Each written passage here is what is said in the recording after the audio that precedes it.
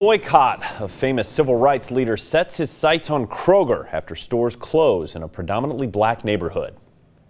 Good afternoon, I'm Adam Clements. The Reverend Jesse Jackson is in town today. He's here to protest against the nation's largest food chain. This comes after 3 of Kroger's stores recently closed in Tennessee.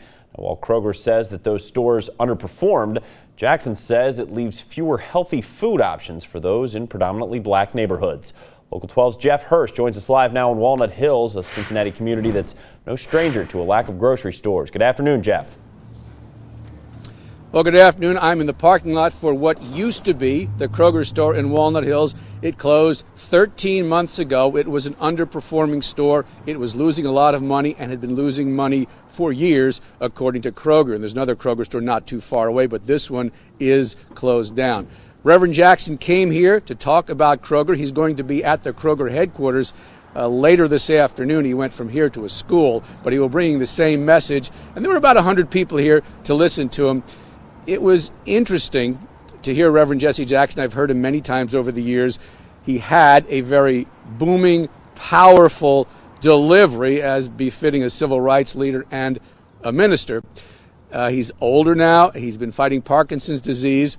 So his voice was much, much quieter, but the message was the same, calling for a boycott, in this case of Kroger, to protest the closing of inner city grocery stores.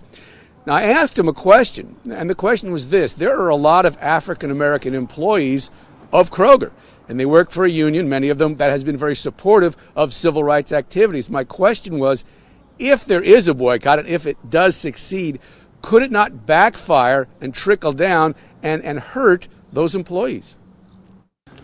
When these stores close, they lose their jobs anyhow. Yes.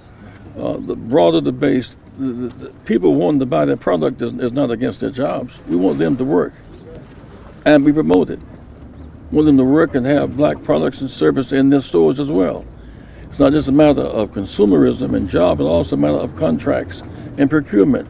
We want a complete relationship. Kroger has jobs. It has a board of directors. It has C-suites. It has administrators. It has procurement.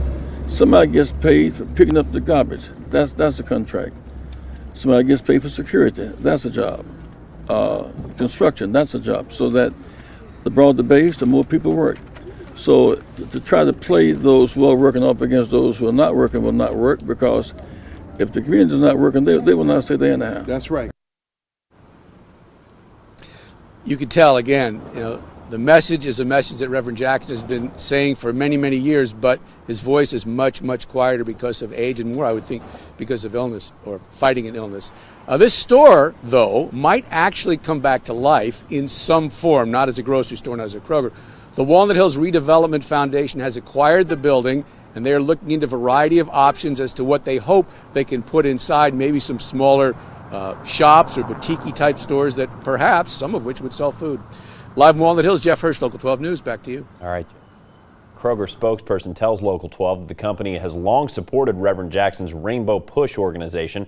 However, Kroger says the now closed Walnut Hills store was going to lose $1 million in the past 12 months. We believe the most effective way and the best way for Kroger to expand access to fresh and healthy foods in our communities and do it at low prices is by running a profitable business. And that starts with profitable stores. And while it's always incredibly difficult to make the decision to close a store, sometimes we have to make that decision in order to keep prices low for all of our customers. And that was Keith Daly. He says that Kroger is providing a free shuttle service for Walnut Hills senior citizens to another Kroger store that's about a mile away. Kroger is also building a new store downtown, which is very close to many inner city residents.